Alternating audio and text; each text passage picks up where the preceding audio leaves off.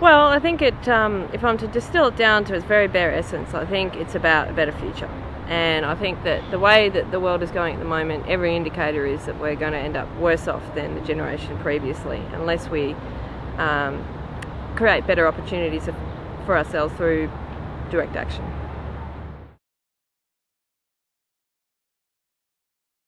Well, worldwide, it is a global movement, and worldwide, I think one thing that unites us is a sense that the present establishment needs updating. It's born of a time when information was carried no faster than a horse and cart, and that representative politics may have worked at a time when people weren't able to communicate as freely as we do now. Politicians were needed because the realities of populations dispersed and information travelling so slowly. I think that perhaps our present system was suitable for that time. But now we have technology which enables us to participate directly in decision making. And also the technology's enabled us to be, the Occupy movement is a product, I would argue, of that decentralised technology. The internet has enabled us within the space of a few weeks to organise a global movement, and we're all learning from each other using technology, we're all communicating with each other using technology, and there's no reason why we can't use that technology for direct participation in democratic processes in the future.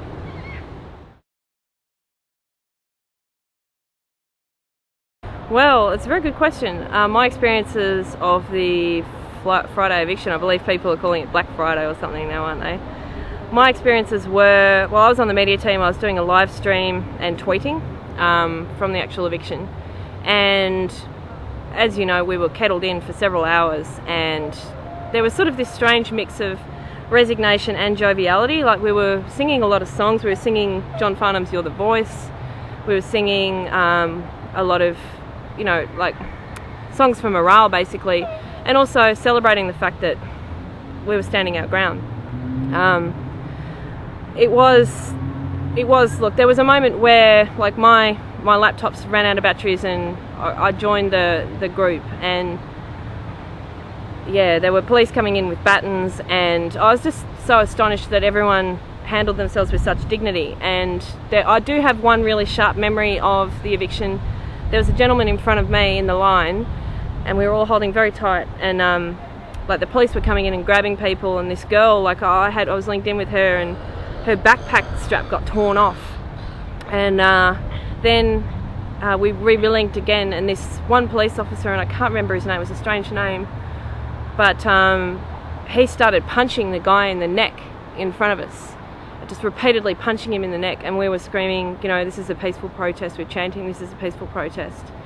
And I could see, even in the police's eyes next to this guy, they were very uncomfortable with the situation, and I was saying, look, this is really unnecessary, and that was the moment for me where I was just gobsmacked at the unnecessary level of violence. And then the police actually, they had peeled off I was facing towards Flinders Street Station, and they peeled 2 or 3 lines of people off behind me, and they grabbed me from behind, and I put my arms up, and I was again saying this is a peaceful protest, and I was just astonished, having just seen that guy be punched in the neck, and we were thrown out onto the other side of Swanson Street, and there was this chaos, police horses, people screaming, bystanders, and I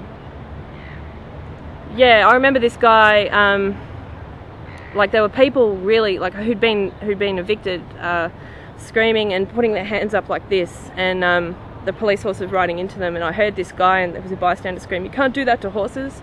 And I turned and said to him, "Do you know what they just did to us?" And he said, "I don't care about you, you can't do that to horses." And no one was actually touching the horses, and that struck me as another resonant moment. It's like we were somehow, I felt really dehumanised by that. And my hands, I was trying to tweet, I had 4% batteries left, I was trying to tweet, and my hands were just shaking like that. It took me 5 minutes to actually tweet, because my hands were shaking so much. And Tal and I were from the media team, and we were the only 2 people present initially when they served the notices and everything, and Tal was really very upset, and it was just like I was baton charged at S11, and it was a lot worse than that. Like I think just I think it was just mainly seeing that police officer deliberately punching someone who was screaming, "This is a peaceful protest," and everyone around, even the police around, were shocked. So yeah, that was my outstanding, and I think about that moment quite a bit actually. But I think ever since then we've handled ourselves with a lot of dignity. It would have been very easy to lash out and cause more conflict with the police, but really I don't think our issue is with the police. Our issue is that we just want to have the space and place to organise, talk about these issues, create a better future. And I think that the first part of your question is, why do you think the state did crack down so hard? I think it's the whole incident's really shone a spotlight on the decay in our democracy, where a group of peaceful protesters sitting around and talking and engaging around these issues and taking their future back into their hands responsibly on behalf of the collective could be so violently evicted, and the tactics they deployed afterwards that escalated to the point where they're ripping clothes off people. And I think that is really illustrating the fact that we do need to be here, but our very presence is so controversial, and it shouldn't be. The foundation of democracy is public participation, freedom of expression, political expression, and I think that's been very demonstrably under attack.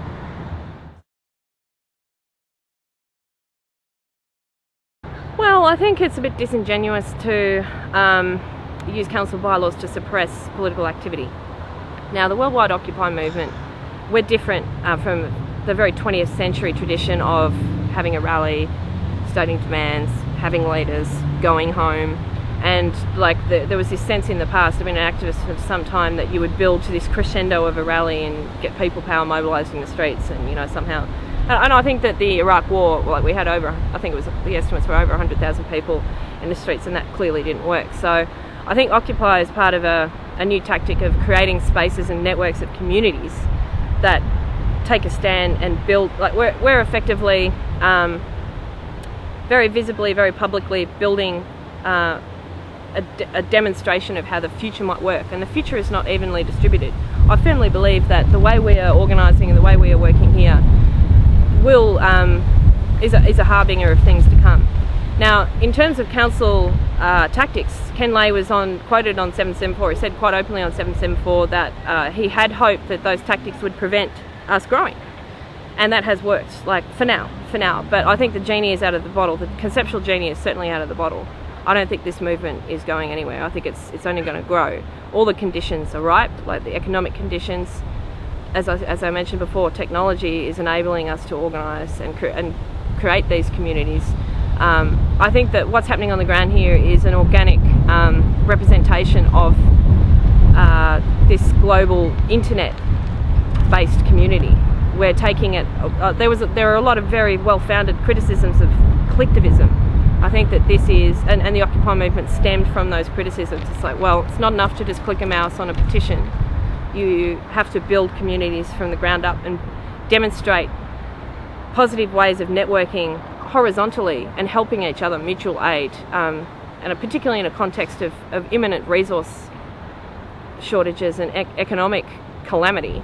I think that people working together, building networks now, is a very positive thing, and I think it's a dreadful shame, and I think it's scandalous that the council are attempting to use bylaws to suppress political expression.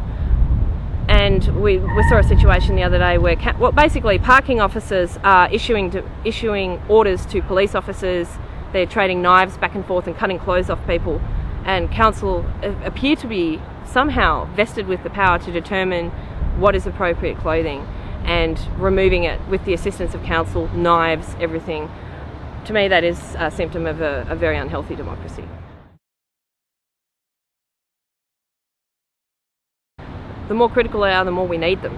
This is going to be a very broad movement. The sooner they get in, there's a metaphor I often use, and that is that this is a jigsaw puzzle. Everyone has a piece, and we are not going to know what the new world looks like until everyone's found their place, found where their piece fits. So anyone who's skeptical, fair enough. We're a small movement, and we're comprised mainly of individuals who have very little to lose. Our economic conditions in Australia are comparatively positive when you look at Greece, you know, what's happening in Europe, Spain, so forth, America, people are really have nothing to lose in those countries, and I think that that's when people are prepared to take such direct action and go and live in a park as a way of demonstrating a new paradigm. I feel that you don't have to come over and sleep, but you can participate in other ways. What I would really like people to do is come down and see for themselves. Don't believe the hype. Don't believe the media. The media is and we've seen this just in how they've chosen to represent Occupy Melbourne. The media are certainly campaigning. Like, they're not there. Like, I had this sort of warm fuzzy idea that journalists were there to report facts. They actually run campaigns. They run communication campaigns. I can only assume that are dictated by editors and owners.